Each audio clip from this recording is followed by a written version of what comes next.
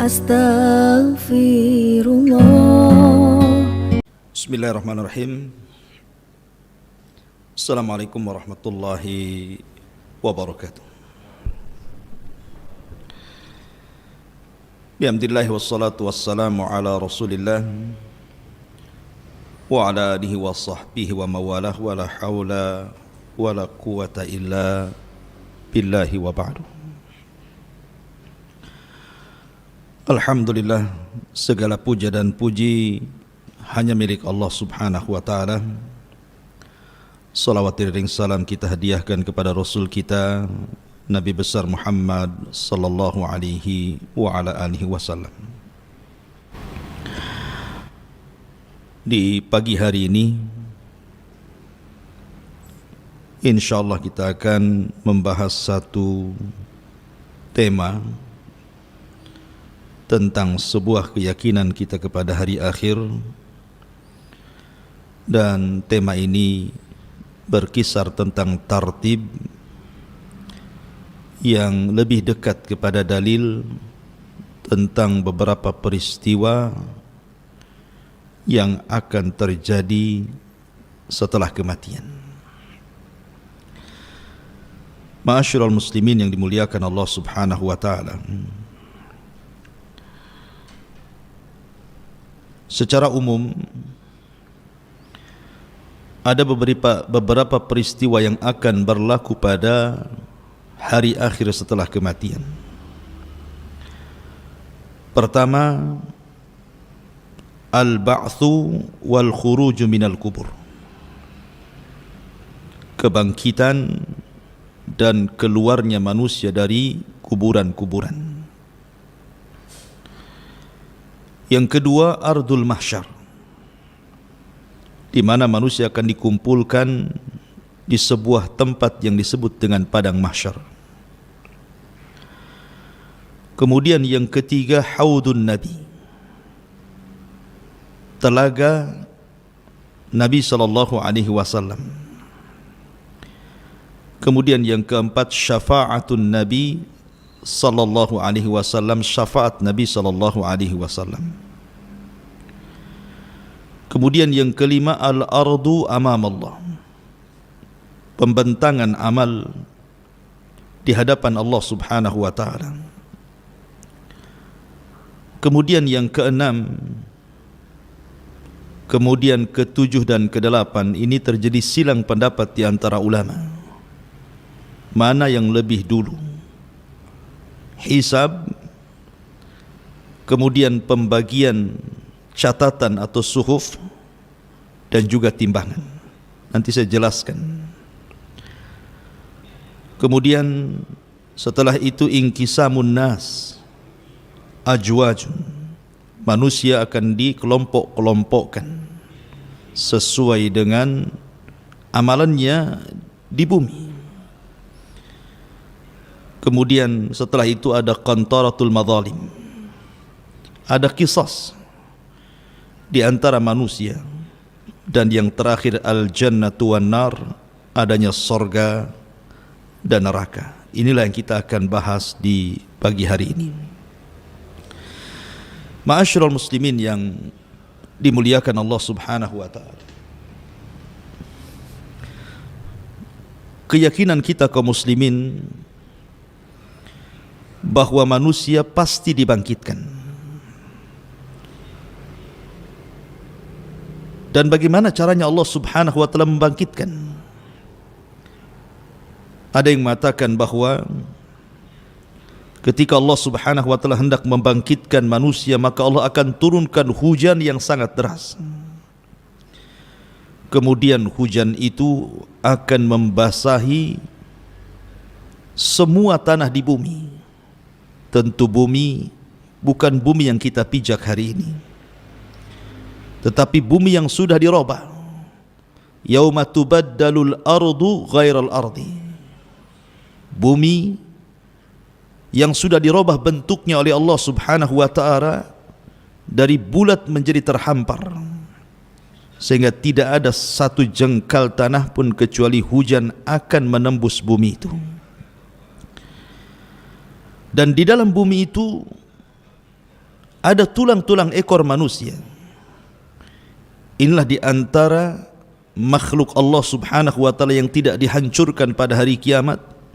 Sejak Adam alaihi salatu wassalam sampai yang terakhir mati, tulang ekornya manusia, ujung tulang ekor tidak akan dihancurkan, karena dari situ kita akan dibangkitkan. Ketika kemudian air hujan yang Allah hujani mengenai tulang-tulang ekor itu, kemudian Allah subhanahu wa ta'ala menyuruh seorang pemanggil untuk menyeru agar manusia dibangkitkan kembali. Maka tiba-tiba kemudian Allah subhanahu wa ta'ala ciptakan kembali tulang belulangnya, daging-dagingnya, darah-darahnya, kemudian menyatu dengan setiap tulang ekor manusia itu. Maka manusia akan keluar dari kuburannya tanpa ruh. Bayangkan manusia sejak Adam alaihi salatu wassalam sampai yang terakhir mati, Allah keluarkan dari isi bumi, diletakkan di permukaannya, sebagaimana Allah subhanahu wa ta'ala berfirman, wa alqat ma fiha wa takhallat, dan kami kosongkan perut bumi dari jasad-jasad manusia dan dilempar ke permukaan bumi. Dan Allah juga mengatakan wa akhrajatil ardu athqalaha, dan kami keluarkan beban-beban bumi ke permukaannya. Kemudian setelah itu Allah subhanahu wa ta'ala perintahkan Israfil untuk meniupkan sangkakala yang kedua. Ketika Israfil meniupkan sangkakala yang kedua, maka tiba-tiba ruh yang Allah subhanahu wa ta'ala letakkan di hari ketika Allah menghancurkan alam semesta, bagi ruhnya orang-orang yang beriman Allah letakkan fil illiyin, bagi ruhnya orang-orang kafir, orang-orang fasik, munafik Allah letakkan di sijin. Maka Allah berfirman, wa idzan nufusu zuwijat, ketika ruh dilesatkan dari illiyin dan dari sijin saat tiupan sangkakala kedua Israfil, maka ruh itu akan menembus jasad-jasadnya tanpa tertukar satu jasad pun dengan ruhnya, sejak Adam sampai yang terakhir mati. Tiba-tiba manusia terbangun. Dari sini manusia terbagi menjadi dua kelompok. Kelompok yang pertama, orang-orang kafir. Mereka mengatakan sebagaimana disebutkan dalam surah Yasin, ya wailana man ba'athana mim marqadina, duhai celaka aku, siapa yang membangkitkan aku dari tidurku. Tapi orang-orang yang beriman mereka tenang, mereka tidak gugup. Mereka mengatakan, hadza ma wa'adar rahman wa sadaqal mursalun, inilah janji Allah subhanahu wa ta'ala kepada kita dan benarlah ucapan para rasul. Maka manusia semua dibangkitkan dari kubur-kubur mereka. Inilah yang pertama, al-ba'thu wal khuruj minal kubur, hari kebangkitan dan keluarnya manusia dari kuburan. Kemudian yang kedua, ardul mahsyar, ketika manusia sudah dibangkitkan dari kubur-kubur mereka. Kondisi mereka Allah subhanahu wa ta'ala sebutkan ada dua kondisi. Pertama, sebagaimana Allah sebutkan dalam surah Al-Qari'ah, Al-Qari'atu mal-Qari'ah wa ma adraka mal-Qari'ah yauma yakunun nasu kal farashil mabthuth. Allah gambarkan seperti farash yang dibangkitkan. Seperti farash itu artinya laron yang berterbangan ke sana kemari. Dan ayat yang lain menunjukkan kal jaradil muntashir, seperti belalang yang bertebaran. Artinya bahwa manusia ada yang bingung, tidak tahu tujuannya. Yauma yafirrul mar'u min akhi wa ummihi wa abi wa sahibatihi wa bani likulli imri'in minhum yauma idzin sya'nun yughni. Ada orang yang lari dari temannya, lari dari orang tua ayah ibunya, lari dari pasangan dan anak-anaknya, karena pada hari itu orang sibuk memikirkan diri sendiri. Tetapi ketika manusia kemudian dalam posisi tidak tentu arah bagi orang-orang kafir tentunya. Berbeda bagi orang-orang yang beriman. Mereka terarah. Karena Allah Subhanahu wa taala berfirman, "Walladzina amanu wattaba'athum dzurriyyatuhum biimanin alhaqna bihim dzurriyyatuhum." Orang-orang yang beriman dan keimanannya ditularkan kepada keluarga besarnya, maka Allah Subhanahu wa taala akan kumpulkan mereka di padang mahsyar bersama keluarganya. Mereka tidak akan lari dari keluarganya. Itulah orang-orang yang beriman.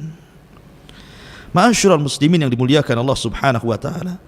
Kemudian datanglah penyeru dari arah yang sudah ditentukan agar manusia yang lari ke sana kemari berkumpul di satu titik. Itulah yang disebut dengan ardul mahsyar yang kedua, bumi di mana manusia akan dikumpulkan di situ. Maka dari mana-mana manusia, dari ujung barat, timur, selatan, dan dari mana-mana yang lari ke sana kemari, akhirnya berkumpul di satu titik yang disebut dengan bumi mahsyar.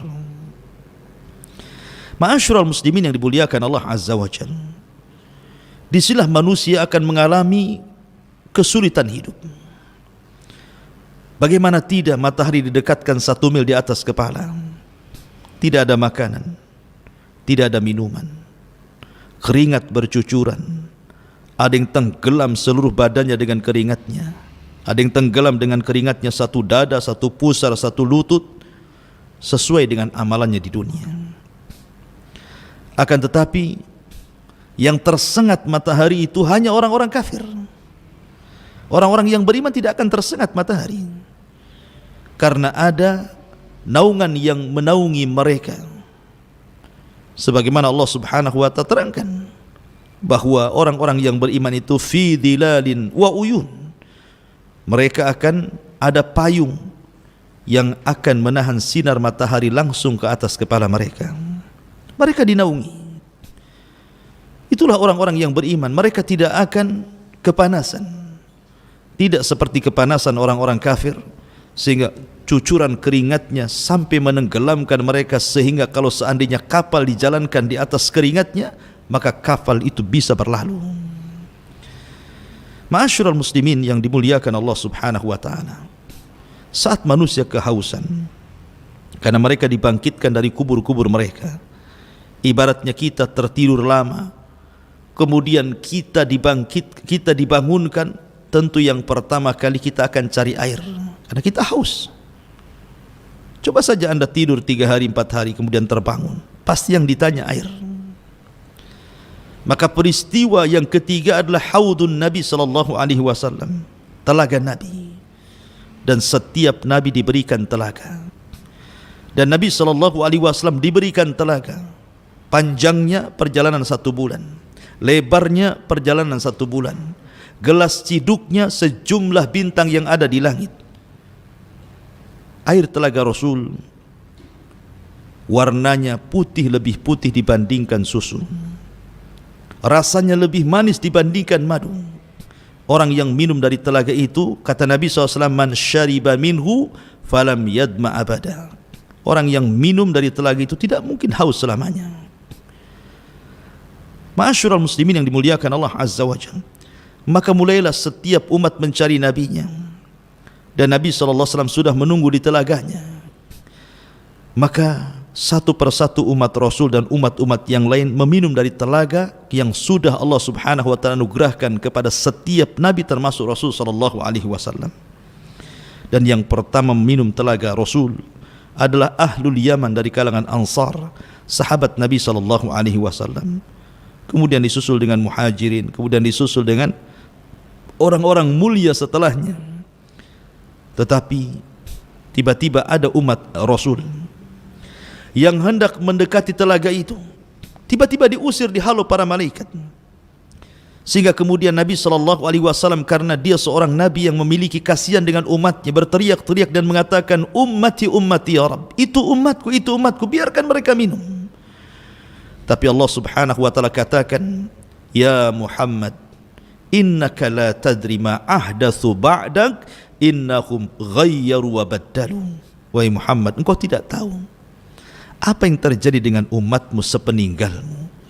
mereka sudah keluar dari sunnahmu, mereka sudah keluar dari petunjukmu, biarkan mereka tidak minum dari telagamu. Maka orang-orang yang tidak minum mereka akan mengalami kehausan yang luar biasa, tetapi mereka tidak bisa diwafatkan, mereka akan tersiksa seperti itu.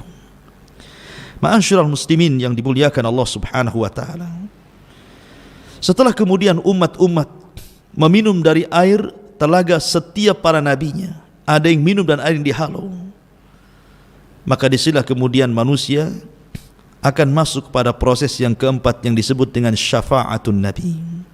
Syafaat nabi. Manusia di padang mahsyar bukan sebentar. Allah Subhanahu wa taala sendiri yang mengatakan khamsina alfasanah, 50.000 tahun mereka berdiri, tidak duduk, tidak berbaring. Yauma yaqumun nas li rabbil alamin, mereka berdiri menghadap Rabbul alamin. Mereka kelelahan, keletihan, mereka kebingungan apa yang harus mereka lakukan. Maka Allah Subhanahu wa taala mengilhamkan kepada penduduk yang ada di padang mahsyar untuk datang kepada Adam alaihi salatu wassalam. Berangkatlah manusia ini yang segitu banyaknya menuju bapak mereka, bapak kita semua, Adam alaihi salatu wassalam. Maka mereka mengatakan, ya Adam anta abul bashar, wahai Adam, bukankah engkau bapak bagi kami? Ishfa' lana ila rabbik, ala tara ila ma nahnu fi, mintalah syafaat kepada Rabbmu, tidakkah kau iba melihat kondisi kami?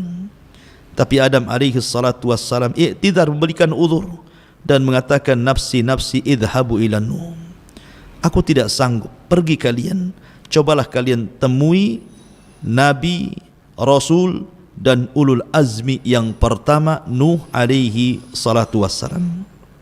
Berangkatlah mereka ke Nuh. Rupanya jawaban Nuh sama dengan jawaban Adam, tidak sanggup memberikan syafaat.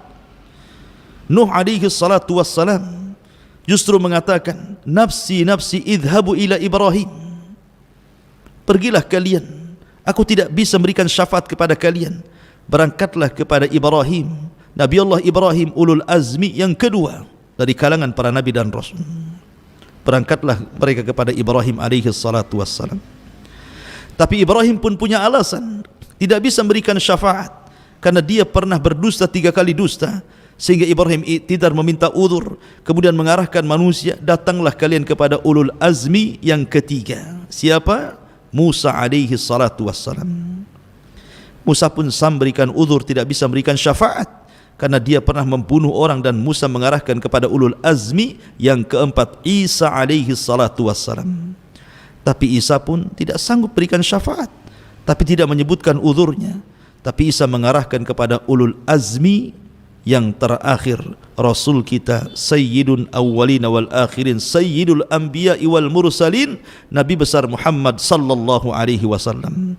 Berangkatlah semua manusia kepada Nabi sallallahu alaihi wasallam. Kemudian mereka mengatakan, ya Muhammad, anta khatamul anbiya wal mursalin, bukankah engkau penutup para nabi dan rasul? Ishfa' lana ila rabbik, mintalah syafaat kepada Rabbmu. Ala tara ila ma nahnu fi, tidakkah kau iba melihat kondisi kami? Matahari didekatkan, keringat bercucuran, tidak ada makanan dan minuman. Mintalah keputusan kepada Rabbmu, minta syafaat kepada dia.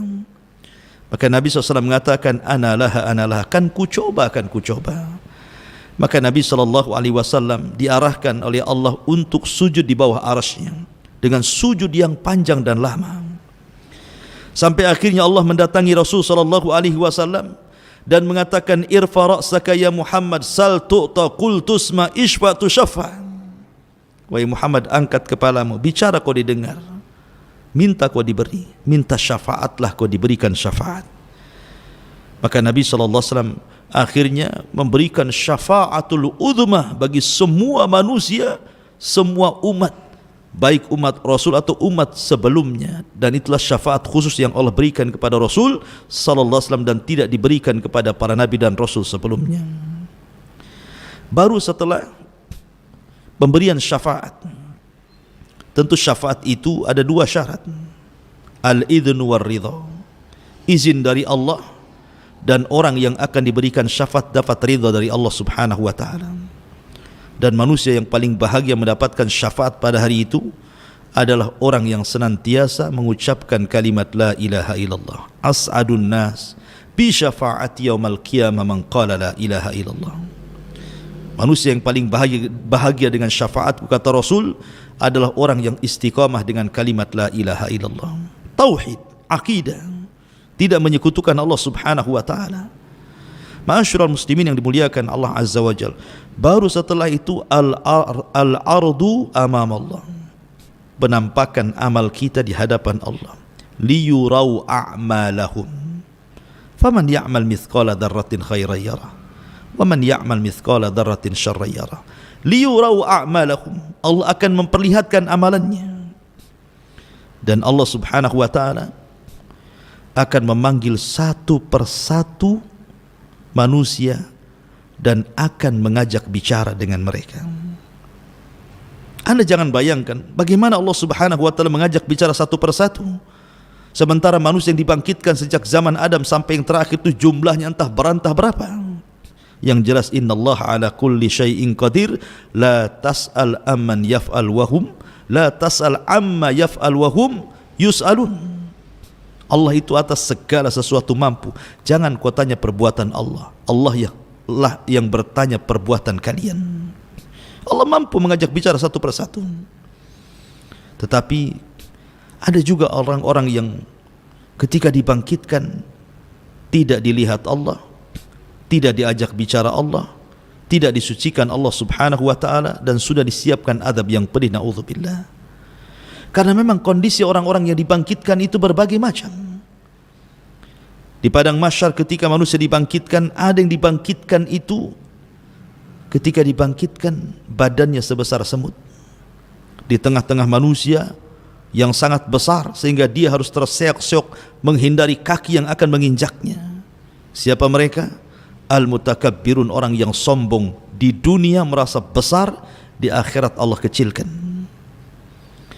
Ada orang-orang yang kemudian berjalan terbalik, kakinya di atas, kepalanya di bawah. Bagaimana caranya? Innallaha ala kulli syai'in qadir. Ada orang yang dibangkitkan buta, sebagaimana Allah subhanahu wa ta'ala mengatakan, Rabbi lima hasyartani a'ma wa qad kuntu basira. Ya Rabb, kenapa kau bangkitkan aku buta sementara di dunia aku melihat? Orang buta, bayangkan, kesana kemari, macam mana dia akan melangkah? Ma'asyiral muslimin yang dimuliakan Allah subhanahu wa ta'ala. Dan macam-macam orang dibangkitkan itu tentunya disesuaikan dengan amalannya. Lah ketika Allah subhanahu wa ta'ala memanggil satu persatu, mengajak dialog, disitulah Allah subhanahu wa ta'ala menampakkan amalannya, dan hamba ini akan mengakuinya. Kalau dia kemudian tidak mengakuinya, akan datangkan saksi-saksi pada hari kiamat sehingga dia tidak bisa mengelak dari amalannya. Dan saksi-saksi itu begitu banyak. Nabi Allah subhanahu wa ta'ala berfirman, yauma nakhtimu ala afwahihim wa tukallimuna aydihim wa tashhadu arjuluhum bima kanu ya'malun. Pada hari mulut terkunci, tangan bicara, kemudian kaki menjadi saksi. Bahkan kulit-kulit ini akan bersaksi kepada badannya, sehingga kemudian badan protes kepada kulit dan mengatakan, lima syahidtum alaina, hei kulit, kenapa kau jadi saksi untuk badanmu sendiri? Kata kulit, antakanallah, Allah yang buat aku bicara. Bukan hanya badan kita, bahkan bumi yang kita pijak akan menjadi saksi. Yauma idzin tuhadditsu akhbaraha bi anna rabbaka awhalaha. Pada hari itu bumi akan bersaksi, menceritakan kabar-kabar para penghuni di atasnya. Langit akan jadi saksi, lautan akan jadi saksi, para malaikat akan jadi saksi, dan sebesar-besar saksi adalah Allah subhanahu wa ta'ala. Siapa yang akan mengelak ketika kemudian amal kita ditampakkan di hadapan kita? Karena pada hari itu Allah subhanahu wa ta'ala berikan hafalan yang luar biasa untuk mencocokkan amalan yang ditampakkan dengan apa yang dilakukannya supaya tidak diingkari. Kita di dunia ini, satu minggu kemarin kita ngomong apa, kita berbuat apa, kita terkadang lupa baru satu minggu saja. Tetapi di akhirat tidak akan lupa. Allah kembalikan hafalnya sejak hukum taklif dia balik sampai dia mati, sehingga ketika dia melihat amalannya, ya memang benar itu amalan dia. Karena di situ akan ada yang kemudian berdusta di hadapan Allah. Seperti Nabi SAW mengatakan, ada 3 orang yang dihadapkan kepada Allah Subhanahu wa taala. 3 orang ini awal man tusyu'ira bihin nar. Orang yang pertama disentuh api neraka. Pertama, seorang yang berjihad dan mati syahid. Ditampakkan amalan di dunianya, bagaimana Allah berikan nikmat kepada dia dan dia pun perang di jalan Allah sehingga mati syahid. Kemudian Allah mengatakan, fima amilta fiha, apa yang sudah kau amalkan di bumi? Maka dia mengatakan, ustushhidu fika, aku mati syahid karenamu ya Rabb. Maka Allah mengatakan, kadzabta, dusta kamu. Kamu berperang mati syahid, kamu hanya supaya orang-orang mengatakan kau ini pahlawan saja. Maka Allah perintahkan malaikat masukkan orang ini ke neraka. Kemudian didatangkan orang-orang yang pakar Quran. Selama di dunia dia mengajar Quran, diundang ke sana kemari untuk mengaji Al-Quran dengan suara yang indah. Kemudian dia meninggal, Allah pun panggil orang ini, kemudian ditampakkan amalan di dunianya. Kemudian dia pun mengenali dan mengakuinya. Kemudian Allah mengatakan, fima amilta fiha, lalu apa yang kau lakukan di dunia? Dia pun mengatakan, ya Rabb, aku membaca Quran karenamu, aku diundang membaca Quran di sini dan di situ karenamu. Maka Allah mengatakan, kadzabta, dusta kamu. Dusta kamu, kau membaca Quran supaya orang mengatakan kau seorang qari. Ya. Kemudian datangkan ahli sedekah. Ahli sedekah didatangkan. Kemudian dia mengatakan, ketika diperlihatkan amalannya, dia menyumbang masjid, menyumbang madrasah, fuqara wal masakin, anak yatim, orang yang berhajat dan membutuhkan. Tidak ada tempat yang perlu disedekahkan, disedekahkan. Dan dia mengenali dan mengakuinya. Kemudian dia mengatakan, Allah berfirman, fima amilta fiha, apa yang kau amalkan? Dia mengatakan, tasaddaqtu fika, aku bersedekah karenamu ya Rabb. Allah mengatakan, kadzabta, dusta kamu. Kau bersedekah supaya orang-orang menganggap kau ini dermawan. Artinya bahwa ada orang-orang yang berdusta di hadapan Allah. Tapi bagaimana Allah kemudian disamakan dengan makhluk? Anda bisa berdusta di hadapan makhluk di bumi, tapi tidak mungkin Anda berdusta di hadapan Allah Subhanahu wa taala. La takhfa alaihim khafiyah. Allah tidak mungkin terhalangi apapun yang menghalangi kita. Ma'asyiral muslimin yang dimuliakan Allah Subhanahu wa taala. Baru setelah itu terjadi al-hisab alal a'mal, hisab terhadap amal manusia. Kemudian qiraatul kitab, kita disuruh membaca kitab, catatan, dan mengambilnya, sehingga ada yang mengambil dengan tangan kanan, tangan kiri, dan di belakang punggungnya, termasuk kemudian mizan, timbangan. Saya katakan tadi terjadi silang pendapat. Sebelum saya jelaskan, terjadi silang pendapat di antara 3 perkara ini. Al-Imam Ibnu Taimiyah rahimahullahu ta'ala mengatakan bahwa 3 perkara ini, mana yang lebih dahulu, hisab ataukah timbangan, ataukah pembagian suhuf catatan? Syekhul Islam Ibnu Taimiyah rahimahullah ta'ala mengatakan bahwa yang pertama timbangan dulu, kemudian yang kedua pembagian suhuf catatan, kemudian yang ketiga baru terjadi hisab. Kemudian pendapat yang kedua, sebagaimana nukilkan dari Imam Ibnu Qudamah rahimahullahu ta'ala, bahwa yang pertama adalah hisab dulu, yang kedua baru timbangan, yang ketiga baru pengambilan suhuf catatan. Kemudian pendapat yang ketiga ini Imam Safarini mengatakan bahwa yang pertama pembagian suhuf dulu, baru kemudian hisab, baru kemudian timbangan. Wallahu a'lam. Saya cenderung kepada pendapat yang keempat.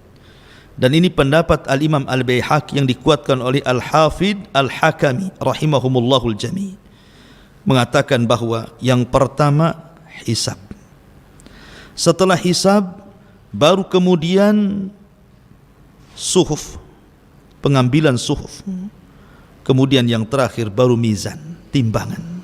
Hisab, setelah dihisab kemudian Allah Subhanahu wa ta'ala akan menaburkan suhufnya, disuruh mengambil. Ada yang mengambil dengan tangan kanannya, dengan tangan kirinya, bahkan dengan tangan kiri di balik punggungnya. Baru setelah itu adanya mizan. Dan ini berdasarkan sebuah hadis Nabi SAW,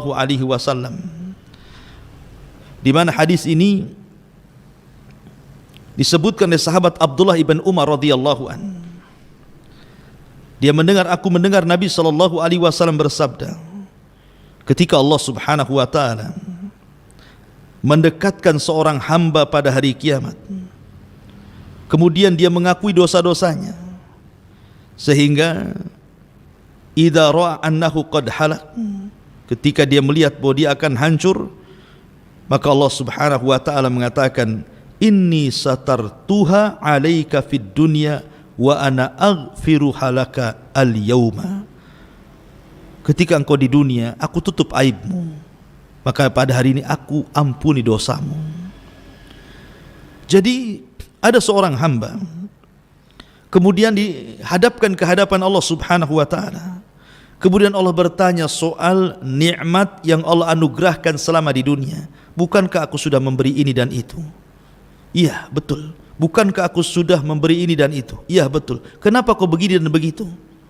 Kenapa engkau begini dan begitu? Terus diberikan pertanyaan oleh Allah Subhanahu wa taala, sehingga ketika dia merasa bahwa dia tidak pantas lagi masuk surga, terlampau banyak keburukan yang dia lakukan, tiba-tiba Allah mengatakan, inni satartuha fid dunya, aibmu sudah kututupi di dunia. Ingat, kalau bukan karena Allah Subhanahu wa taala menutup aib kita, tidak ada manusia harganya di hadapan manusia yang lain.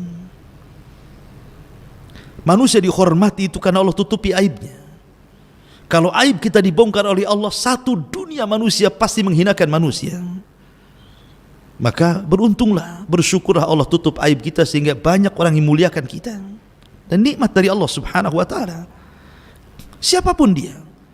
Makanya Imam Ahmad ibn Hanbal rahimahullahu taala, ketika dia ke pasar, tiba-tiba datang murid-muridnya dari mana-mana hendak menolong Imam Ahmad dan mengatakan, jangan, biar barang ini aku yang bawa. Kalian menghormatiku itu karena Allah menutup aibku. Seandainya Allah buka aibku, kalian letakkan pasir di atas kepalaku. Ma'asyiral muslimin yang dimuliakan Allah Subhanahu wa taala. Kembali bahwa Al-Hafidh Al-Hakami dan juga Al-Imam Baihaqi berdasarkan zahir hadis ini, ketika Allah Subhanahu wa taala katakan, aku tutupi aibmu di dunia, sekarang ku ampuni dosamu. Kemudian Rasulullah SAW melanjutkan, thumma yu'ta atau thumma yu'ta kitabu hasanatihi biyamini. Kemudian diberikan padanya catatan kitabnya dengan tangan kanannya.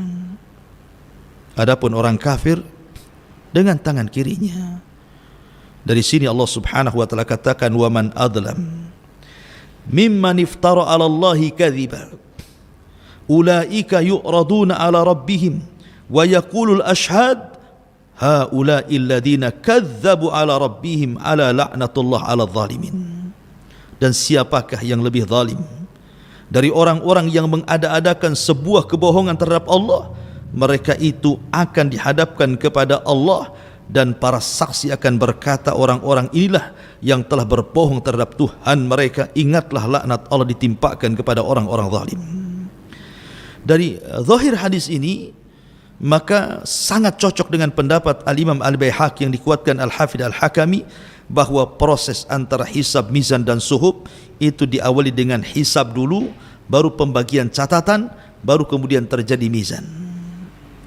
Bicara tentang hisab, ma'asyiral muslimin yang dimuliakan Allah Azza wa Jalla, ada orang-orang yang Allah Subhanahu wa taala berikan anugerah mereka tidak dihisab. Seperti ketika Nabi SAW bicara tentang 70.000 orang yang masuk surga tanpa hisab dan azab. Kemudian Nabi SAW menceritakan siapa mereka. Kata Nabi SAW, alladzina la yastarkun wa la yaqtawun wa la yatatayyarun wa ala rabbihim yatawakkalun. Orang yang tidak minta ruqyah, orang yang tidak minta diobati dengan besi panas, orang yang senantiasa tidak tatayur, menganggap sial dan untung itu kepada selain Allah, dan orang yang menambatkan hati bertawakal kepada Allah. Mereka lah sifat-sifat ini kalau terkumpul pada seorang hamba, maka orang ini akan masuk surga tanpa hisab dan azab. Dalam sebuah hadis yang lain, Nabi SAW bersabda, idza kana yaumul qiyamah amara Allahu munadiyan yunadi. Apabila datang hari kiamat, maka Allah panggil penyeru untuk menyeru. Apa seruannya?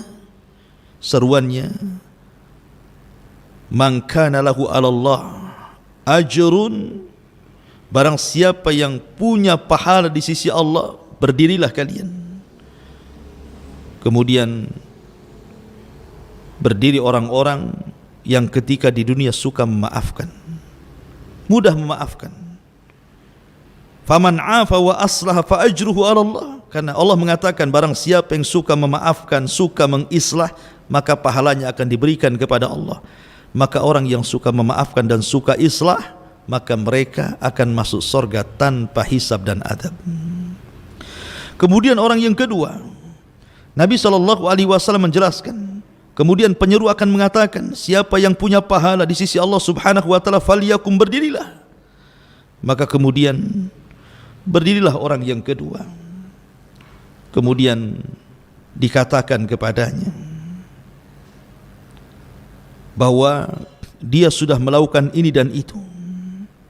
Dalam riwayat, mereka adalah orang-orang yang mati syahid.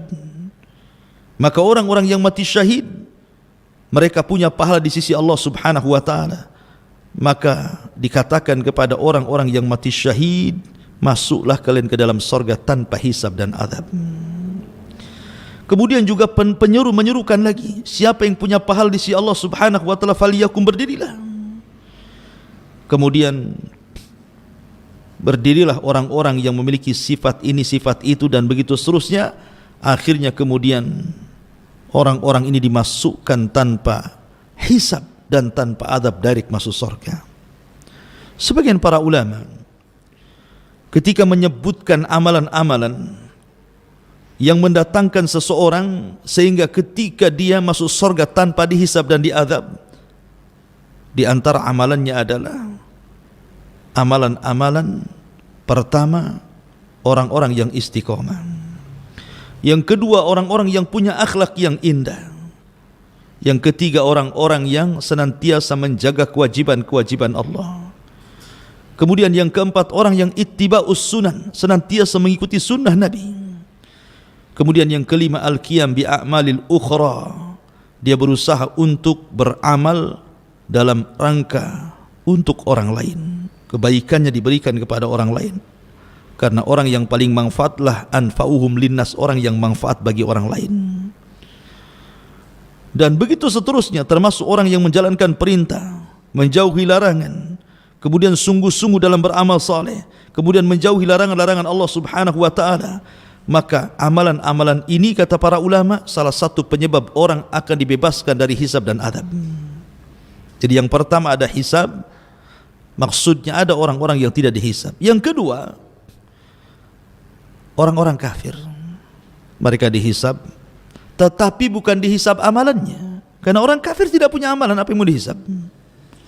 Allah Subhanahu wa taala mengatakan, a'maluhum karomadin istaddat bihirrih, amal mereka bagaikan debu yang dihempas angin sehingga habis. Lalu apa yang dihisab? Amalan kebaikan yang enggak ada. Ulama mengatakan mereka tetap dihisab, tetapi bukan dihisab amalnya.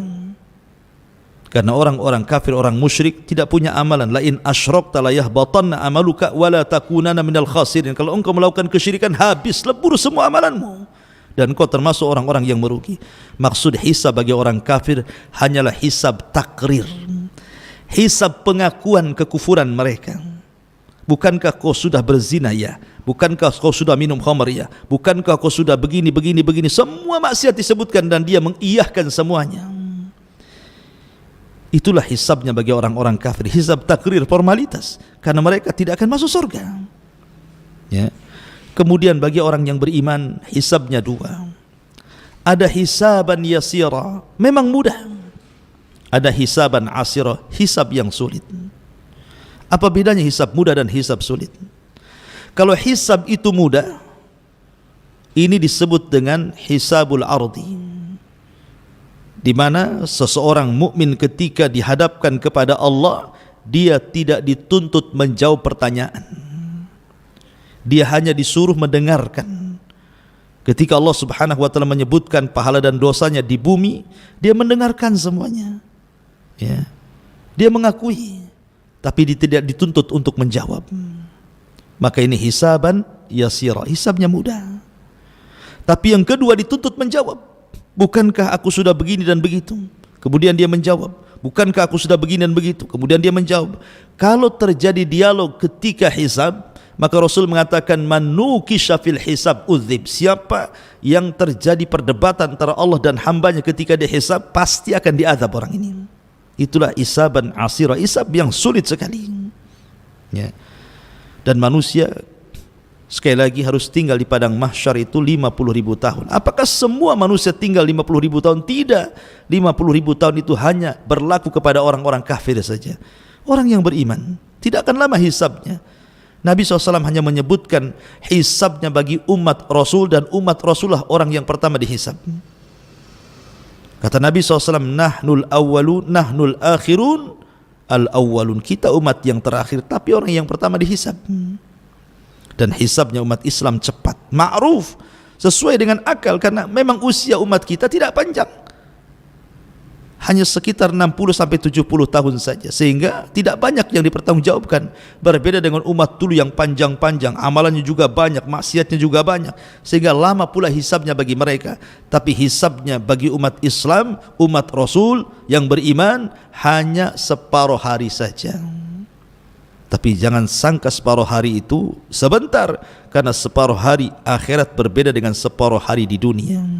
Kalau separuh hari di dunia ba'da duhur sampai terbenam matahari, separuh hari.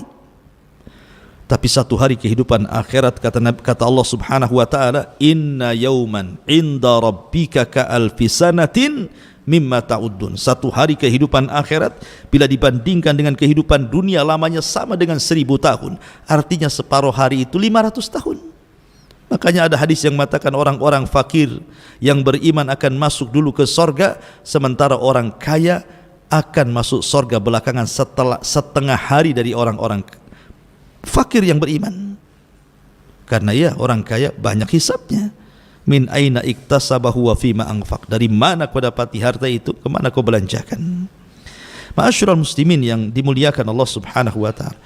Baru setelah proses hisab, baru tatayyurus suhuf, di mana suhuf diterbangkan. Faman utiya kitabahu biyamini fasawfa yuhasabu hisaban yasira. Ketika dia mendapatkan catatan dengan tangan kanannya, maka dia akan diperiksa dengan periksa yang mudah oleh Allah Azza wa Jalla. Hisab yang mudah. Tapi fa'amman utiya wara'a dhahri, dalam ayat yang lain utiya bishimali, barang siapa yang mengambil catatannya dengan tangan kiri atau di belakang punggungnya, celakalah dua kelompok ini.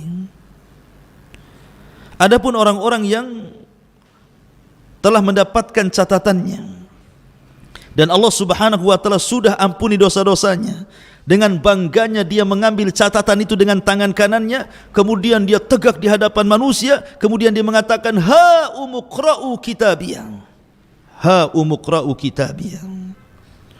Lihatlah catatanku ma'asyiral muslimin yang dimuliakan Allah Azza wa Jalla. Dengan bangganya dia mengatakan, ha umuqra'u kitabiyah.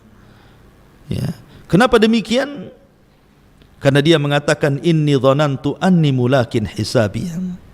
Karena sewaktu aku hidup di bumi, di dunia, aku yakin bahwa kejadian ini pasti berlaku.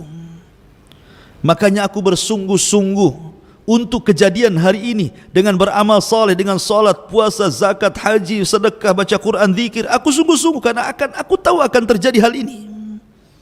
Maka bangga dia mengambil kitabnya, kemudian dia mengatakan, ha umuqra'u kitabnya, baca catatanku. Senang dia. Tetapi orang-orang yang mengambil catatan dengan tangan kirinya, fa amma man utiya kitabahu bishimali. Adapun orang-orang yang mengambil catatan dengan tangan kirinya, apa yang terjadi? Maka Allah Subhanahu wa taala katakan, fasaufa yad'u thubura, maka dia akan mencela dirinya. Bagaimana bentuk celaannya? Lihat surah Al-Haqqah. Allah Subhanahu wa taala mengatakan, ya laitani lam uta kitabiyah walam adri ma hisabiyah, ya laitaha kanatil qadiyah ma aghna anni maliyah halaka anni sultaniyah khuduhu fagullu thummal jahima sallu thumma fi silsilatin dzar'uha sab'una dira'an fasluku. Dia katakan ketika mengambil catatannya dengan tangan kirinya, dia mengatakan apa? Duhai kiranya aku tidak mengambil catatan itu. Duhai kiranya aku tidak tahu hisab yang akan menimpaku. Duhai kiranya aku mati dan tidak dibangkitkan kembali. Apalah gunanya harta yang ditumpukan tidak ada manfaatnya hari ini. Apalah gunanya jabatan kepemimpinan tidak ada faedahnya hari ini. Maka Allah subhanahu wa ta'ala katakan, khuduhu, tangkap dia, fagullu, rantai dia, thummal jahima, selalu masukkan ia ke dalam jahim. Ma'asyiral muslimin yang dimuliakan Allah azza wa jalla. Dan orang yang mengambil catatan dari punggungnya, dan mereka adalah orang-orang munafik, ghayatul kufri, sekufur-kufurnya orang kufur itu munafik, maka Allah subhanahu wa ta'ala sediakan satu neraka bagi mereka. Innal munafiqin fi darkil asfali minan nar. Orang-orang munafik akan diletakkan di intip neraka yang paling dasar. Ma'asyiral muslimin yang dimuliakan Allah subhanahu wa ta'ala, baru setelah kemudian mereka mengambil catatan-catatannya, maka Allah subhanahu wa ta'ala akan datangkan mizan, timbangan. Apa yang ditimbang? Orangnya. Yang kedua, amalannya. Yang ketiga, catatannya. Faman thaqulat mawazinu fahuwa fi isyatir radiyah. Wa amma man khaffat mawazinu fa ummuhu hawiyah wa ma adraka ma hiya narun hamiyah. Siapa yang berat timbangan kebaikannya, maka dia diberikan kehidupan indah di surga. Siapa yang ringan amalan kebaikannya, maka dia akan dimasukkan ke neraka hawiyah. Wa ma adraka ma hiya. Apa neraka hawiyah itu? Narun hamiyah, neraka yang menyala-nyala. Ma'asyiral muslimin yang dimuliakan Allah azza wa jalla. Kemudian setelah itu terjadilah inqisamun nas. Manusia akan digolongkan bersama golongannya. Allah subhanahu wa ta'ala berfirman, ukhsyurul ladzina zalamu wa ajwajuhum wa ma kanu ya'budun min dunillahi fahduhum ila siratil jahim. Diperintahkan kepada para malaikat, kumpulkanlah manusia-manusia yang zalim itu beserta teman-teman sejawat mereka dan apa yang dahulu telah mereka sembah selain daripada Allah, lalu tunjukkanlah kepada mereka kemana jalan neraka. Jadi Allah subhanahu wa ta'ala setelah melakukan proses hisab, kemudian pembagian catatan, kemudian terjadi timbangan, kemudian sudah diketahui mana yang mengambil catatan dengan tangan kanan ataukah tangan kirinya, mana timbangan yang berat kebaikannya ataukah keburukannya, maka manusia akan digolongkan bersama sesembahan mereka. Bagi yang nyembah batu dikumpulkan dengan batunya, bagi nyembah pohon dikumpulkan dengan pohonnya, bagi nyembah iblis dikumpulkan dengan iblisnya, dan begitu seterusnya. Kemudian Allah mengatakan fahduhum ila siratil jahim. Kasih tahu alamat ke neraka. Kasih tahu orang-orang ini ke alamat ke neraka.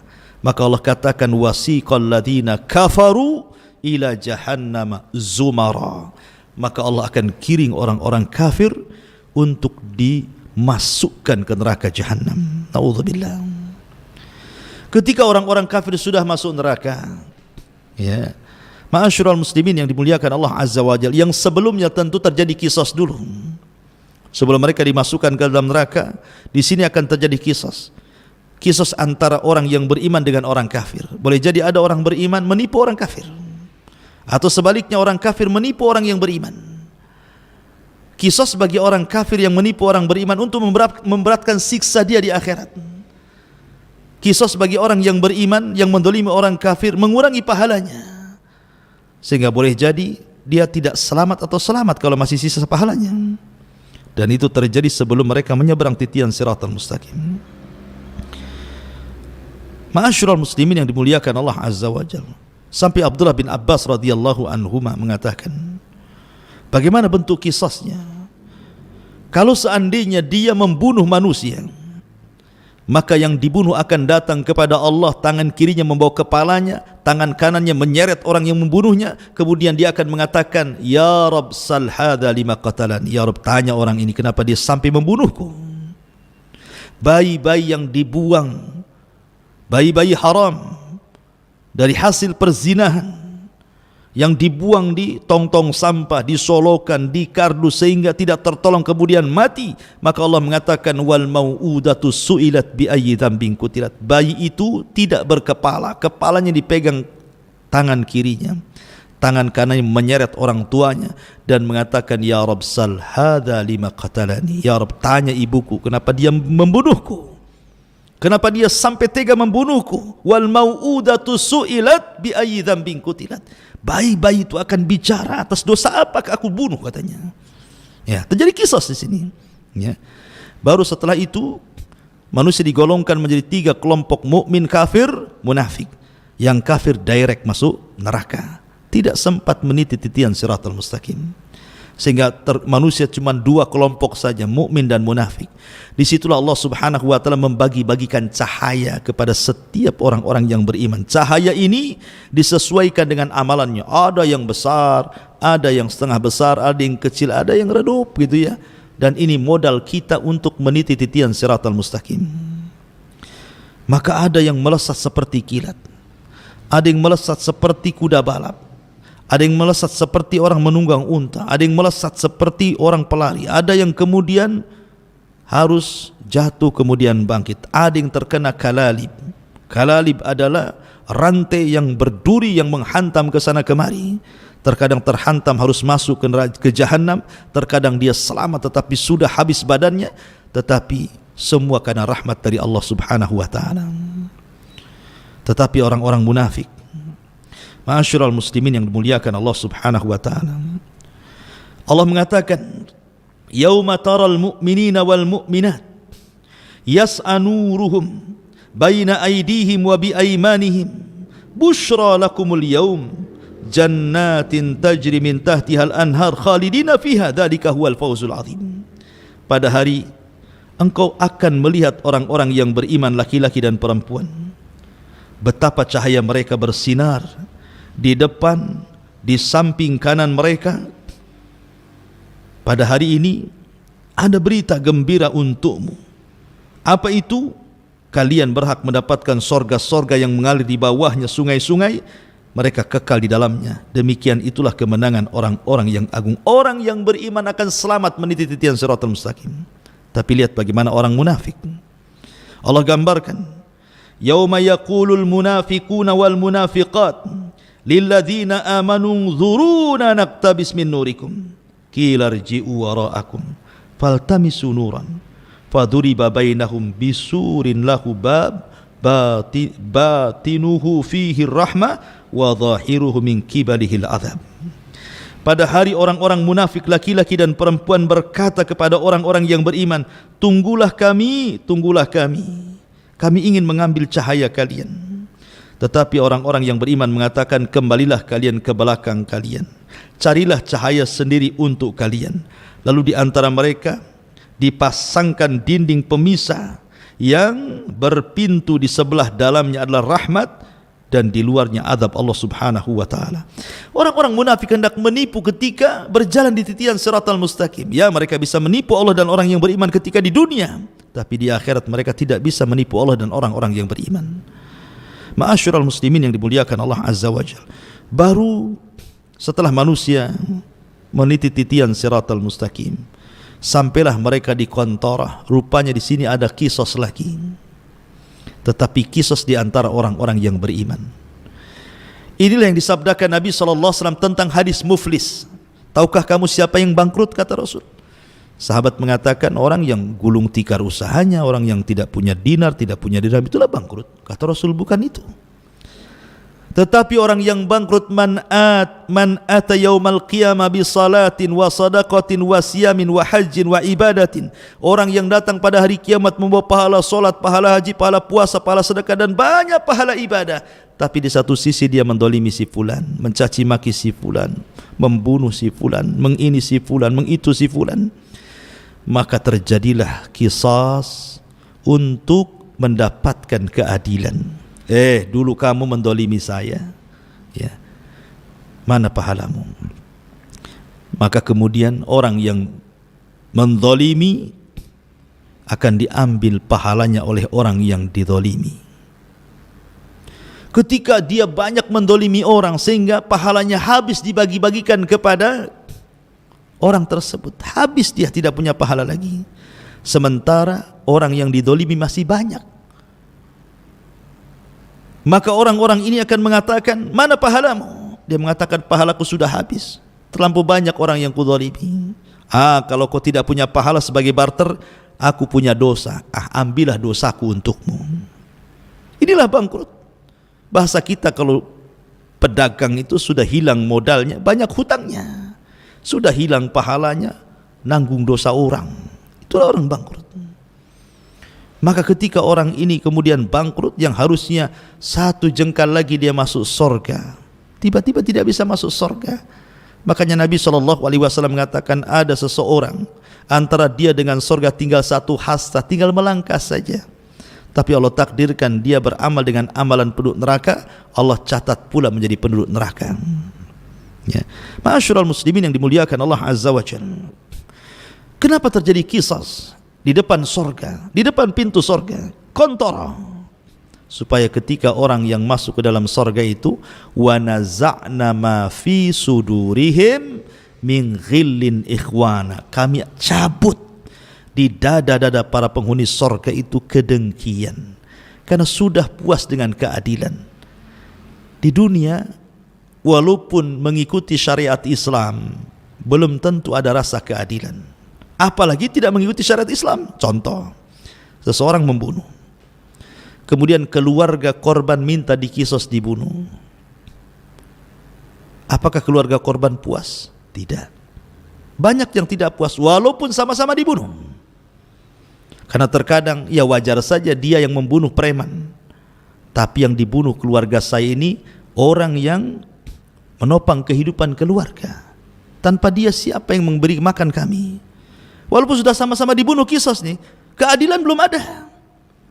Ya. Itu yang ikut syariat Islam kan, secara hati itu kayaknya kurang puas. Tetapi di akhirat diulang lagi kisos itu. Ya. Di dunia sudah kisos, diulang lagi. Supaya apa? Supaya hati-hati kedengkian, kebencian, dendam itu hilang semuanya, sehingga masuk surga betul-betul menjadi satu hati. Tidak ada dengki, tidak ada hasad, tidak ada dendam, tidak ada emosi. Karena di surga itu semua salam, semua salam, semua selamat. Selamat lisannya, selamat hatinya, selamat perbuatannya, semua selamat. Maka yang disebut Darussalam. Ya, Darussalam. Fisik manusia selamat, tidak kencing, tidak berak, tidak meludah, tidak ada dahak, tidak bau. Perempuannya tidak haid, tidak ada nifas. Mereka makan, minum, dikeluarkan dengan keringatnya. Semua selamat, selamat fisiknya, selamat akhlaknya, selamat lisannya, selamat matanya, selamat, semua selamat. Itulah surga. Dari sini menunjukkan bahwa inilah di antara tartib peristiwa-peristiwa yang akan berlaku setelah kematian. Mudah-mudahan menjadi ibrah bagi kita semuanya. InsyaAllah beberapa menit ke depan barangkali ada yang ingin bertanya, ya, di antara kaum muslimin. Silahkan kalau ingin bertanya, maka kami berikan kesempatan. Wallahu a'lam.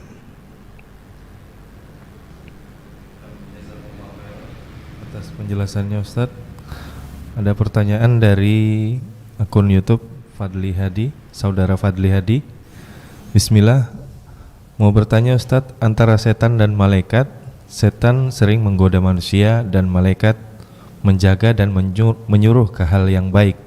Yang mau ditanyakan, apakah antara setan atau jin dan malaikat bisa salah melihat atau berhadapan? Karena sebagaimana dikatakan, setan atau jin dia selalu ada di hadapan manusia untuk menggoda, apalagi saat ibadah. Saat dia menggoda, apakah malaikat itu menyaksikan Ustadz? Mohon penjelasannya. Iya. Alhamdulillah. Bagi kita jin itu gaib, dan bagi jin malaikat itu gaib. Itu harus dipahami. Kita tidak bisa melihat jin, tapi jin bisa melihat kita. Jin tidak bisa melihat malaikat, tapi malaikat bisa melihat jin. Malaikat bisa melihat kita, tapi kita tidak bisa melihat malaikat. Artinya jin dan malaikat itu bagi manusia gaib. Ya. Dan harus beriman keberadaan malaikat dan jin. Begitu juga jin kepada malaikat itu gaib. Mereka tidak bisa melihat malaikat. Logika kalau seandainya jin bisa melihat malaikat, datang malaikat maut, kejar-kejaran kan begitu, secara bodohnya lah begitu ya. Ya, makanya gaib bagi mereka. Adapun ketika jin kemudian menyesatkan Bani Adam, malaikat tahu malaikat. Tapi bisa apa malaikat? Malaikat itu kan memang diberikan tugas sesuai tugas. Dia tidak mungkin menjauh daripada tugas Allah ataupun melebihi daripada wewenang dia dan ditugaskan oleh Allah Subhanahu wa taala. Ketika Allah menugaskan kepada manusia, kepada malaikat untuk membisikkan kebaikan, itu saja tugasnya. Suruh ngaji, suruh sholat, suruh sedekah, suruh haji, suruh puasa, suruh baca Quran, suruh zikir. Sebelahnya jin Qarin pula mengatakan suruh zina, suruh khamar, suruh ini, suruh ghibah, suruh macam-macam gitu ya. Tinggal berperang antara bisikan malaikat dan bisikan jin. Itu kembali kepada kita. Kembali kepada kita. Adapun syaitan itu tentu sifat. Bisa dari kalangan jin, bisa dari kalangan manusia. Syayatinal insi wal jin. Allah mengatakan ada setan jin, ada setan manusia. Ya. Jin jahat disebut setan, manusia jahat pun disebut setan. Kadang-kadang manusia nggak jahat aja dibilang setan, setan kau katanya, padahal orang baik gitu. Ya kan? Nah, maksud definisi kalimat setan itu sifat yang melekat pada manusia yang buruk akhlaknya. Nah, itu setan dari kalangan manusia. Ya. Yang jelek, yang buruk dari kalangan jin itulah setan dari kalangan jin. Jadi setan itu sifat. Makhluk yang berakal cuma 3, malaikat, jin dan manusia saja. Nggak ada lagi keempatnya makhluk yang berakal itu. Karena selebihnya binatang tidak berakal, tumbuh-tumbuhan tidak berakal. Ya, binatang-binatang, ikan-ikan nggak berakal. Yang berakal cuma 3, nggak ada yang keempatnya. Nah, kalau setan dimasukkan nanti ada yang keempatnya namanya. Ya, malaikat, jin dan manusia. Jadi itu yang harus dipahami. Wallahu a'lam. Nah, jazakallah khairan atas penjelasannya Ustaz. Pertanyaan selanjutnya dari akun Facebook Uswatun Hasanah. Bismillah, afwan Ustaz, ingin bertanya di luar tema. Adakah riwayat yang menjelaskan seperti apa Abu Salamah dan seperti apa akhlak beliau sehingga Ummu Salamah sangat mencintainya? Jazakallah khairan Ustaz. Bismillahirrahmanirrahim. Keluarga Abu Salamah ini adalah orang yang pertama-tama masuk Islam. Abu Salamah itu termasuk as-sabiqunal awwalun minal muhajirin wal ansar. Termasuk masuk dalam surah At-Taubah ayat 100. As-sabiqunal awwalun, orang-orang yang awal-awal lagi mula-mula. Siapa? Muhajirin dan ansar. Lah, di antara orang-orang yang awal-awal masuk Islam itu kalangan muhajirin adalah Abu Salamah dan istrinya Ummu Salamah. Dan dua-duanya mengikuti hijrah 2 kali. Pertama ke Ethiopia Habasyah dan yang kedua ke Madinah. Dan akhlak Abu Salamah luar biasa. Nabi SAW selalu memuji Abu Salamah. Adapun tentang detailnya, kenapa kemudian Ummu Salamah sangat mencintai Abu Salamah, wallahu alam. Ya, dalam sejarah tidak banyak dikisahkan. Tapi yang jelas bahwa Ummu Salamah tidak mungkin mencintai sebesar cintanya kepada Abu Salamah kalau Abu Salamah bukan orang baik. Baik secara agama, baik secara akhlak, baik semuanya. Sebagaimana Rasul mengatakan khairukum khairukum li ahli wa ana khairun li ahli. Sebaik-baik kalian untuk keluarga kalian. Khairukum, sebaik-baik kalianlah orang yang baik kepada keluarganya, dan saya orang yang paling baik kepada keluarga saya. Tentu Abu Salamah bagi Ummu Salamah terbaik. Tapi sayang Allah Subhanahu wa ta'ala takdirkan Abu Salamah meninggal dunia. Banyak laki-laki datang kepada Ummu Salamah dan mengatakan, aku pinang dirimu. Tapi Ummu Salamah mengatakan, demi Allah tidak ada laki-laki yang lebih aku cintai daripada Abu Salamah. Semua ditolak.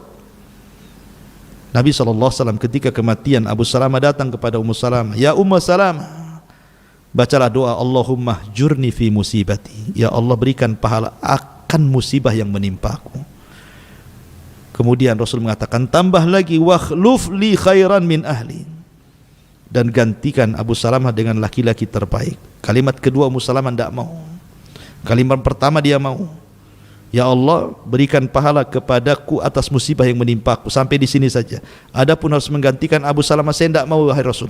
Kata Rasul, ngomong saja, doa saja. Akhirnya Ummu Salamah pun berdoa. Rupanya orang yang terbaik setelah Abu Salamah, maksudnya Rasul sendiri. Rasul datang kepada Ummu Salamah dan meminangnya. Dan dia satu di antara Ummul Mukminin.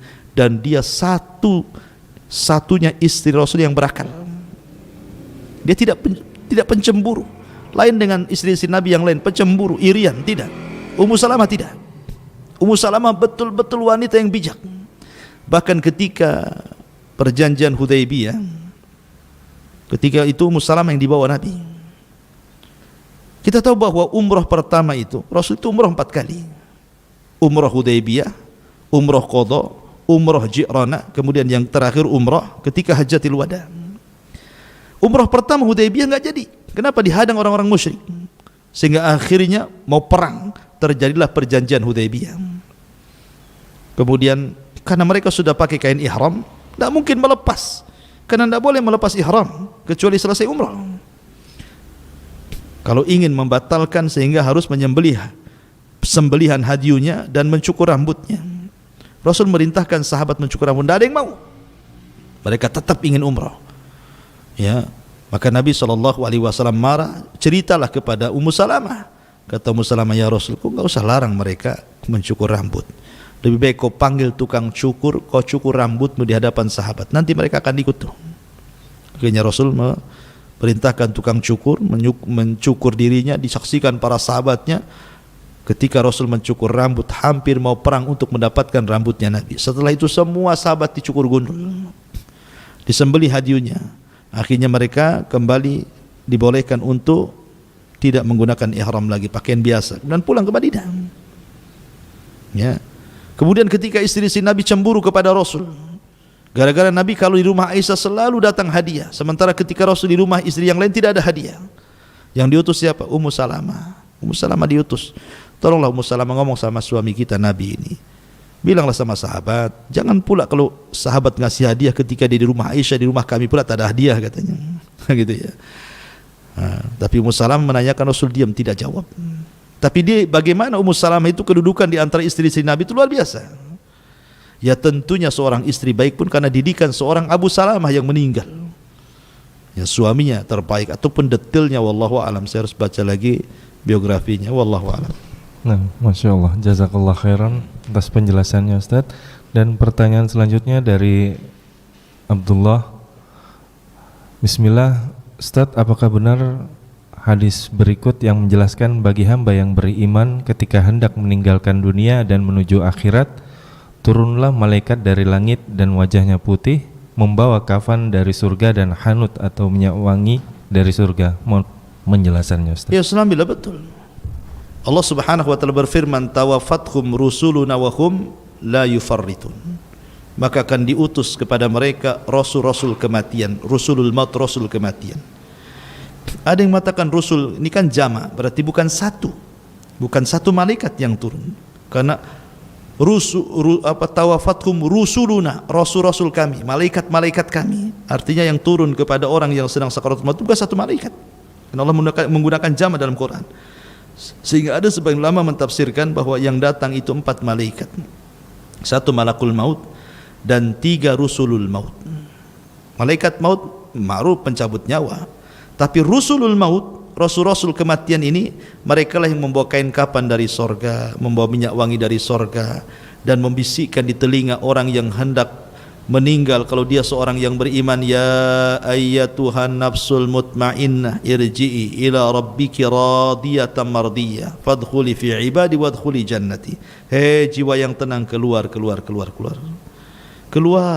ya kan. Bahkan dalam ayat yang Allah mengatakan innal ladzina qalu rabbuna Allah tsumma istaqamu tatanazzalu alaihimul malaika alla takhafu wa la tahzanu wa abshiru bil jannati allati kuntum tu'adun nahnu awliyaukum fil hayatid dunya. Ya. Orang-orang yang mengatakan Rabb kami Allah kemudian istiqomah pada kalimat itu, maka saat kematiannya turun malaikat membisikkan di telinganya, jangan takut, jangan sedih, karena Allah sudah janjikan surga kepadamu. Ya, jadi tugas-tugas malaikat ini membawa kain kafan. Kalau dia orang yang beriman tentu diambil dari surga. Kalau dia orang kafir tentu kain kafan dari neraka dengan bau busuk yang luar biasa.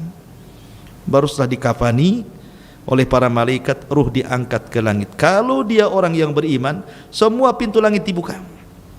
Kemudian Allah akan berfirman kepada ruh ini, kembalikan kepada ruh, angkat catatan amalnya, letakkan di iliyin. Tapi kalau ruhnya orang kafir, Allah firmankan dalam Al-Quran, la tufattahu abwabus sama wa la yadkhulunal jannah hatta yalijal jamalu fis samil khiyat. Tidak akan dibukakan pintu langit kepada ruhnya orang kafir itu. Bahkan mereka tidak akan masuk surga sampai ada cerita unta masuk ke liang jarum. Mustahil unta masuk ke liang jarum. Artinya bahwa hadis itu sahih, betul, dan kita harus imani, ya, dan ingat bahwa detik-detik sakaratul maut Allah mengatakan fakashafna anhul ghita'ak fabasarukal yawma hadid.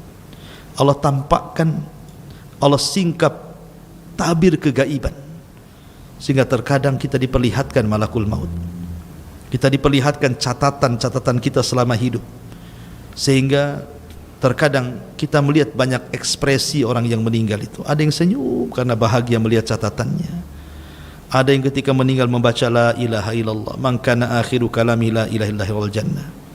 Ada yang sedang membaca Quran, ada yang sedang beribadah, ada yang sedang solat, dia meninggal. Macam-macam orang meninggal itu, ya, karena memang saat detik kematian itu Allah singkap sedikit tabir gaibnya, diperlihatkan malakul maut dan catatannya walaupun sebentar. Ya, makanya kalau catatannya semua buruk, lihat ada orang yang berontak-berontak tidak mau mati, tapi tetap mati juga. Ada orang yang disiksa luar biasa saat kematiannya. La haula wala quwata illa billah. Intinya bahwa hadis itu sahih, ya. Wallahu a'lam. Naam, jazakallah khairan atas penjelasannya Ustaz. Dan satu pertanyaan terakhir Ustaz, di luar tema. Assalamualaikum warahmatullahi wabarakatuh. Waalaikumsalam. Bila suami tak mencari nafkah dan ia punya hutang pada orang tuanya, apakah istri wajib melunasinya karena ibu suami menyerapai kami dengan doa yang buruk? Dan apakah sumpah itu akan diterima oleh kami Ustaz? Mohon penjelasannya. Itu tugas suami membayar. Ya, membayar hutang itu tugas suami. Yang bekerja itu suami di rumah tangga. Masa istri sudah bayar? Akal suami di mana? Kan gitu. Jadi tetap itu hak suami.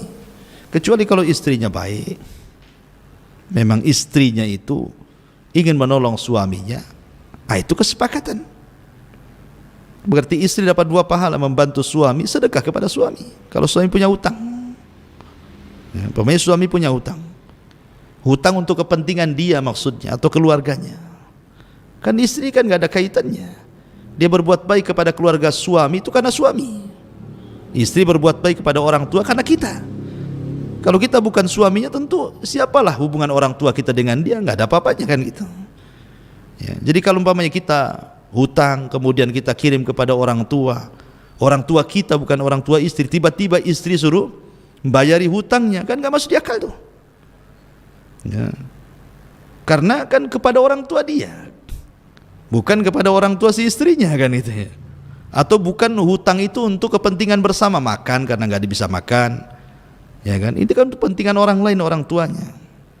Ya, jadi tetap yang ngutang yang bayar, suaminya yang ngutang kan itu dia bayar. Kenapa dituntut istrinya yang bayar itu kan?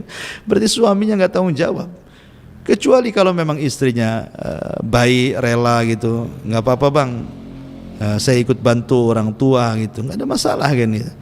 Ya, tapi kalau main paksa seperti pertanyaan ini kan tidak elok gitu ya. Ini kan seolah suami maksa gitu ya, sampai mengeluarkan kata-kata kotor, ini kan jelek sekali ya. Pertanyaannya, apakah kemudian suami yang mengeluarkan kata-kata kotor itu menjadi sebuah kenyataan gitu ya? Ya, cacian makian itu belum tentu menjadi sebuah kenyataan. Karena Anda bukan posisi orang yang berbuat zalim. Ya, kecuali orang yang berbuat dolim dicaci maki orang, bisa saja jadi kenyataan itu caci makinya. Karena doa orang yang didolimi antara dia dengan Allah tidak ada hijab, tidak ada perantara. Lah Anda, posisi Anda didolimi kan sama suami kan itu. Ya, justru kalau Anda berdoa keburukan, bisa jadi Anda yang akan diterima doanya dibandingkan orang yang berbuat dolim.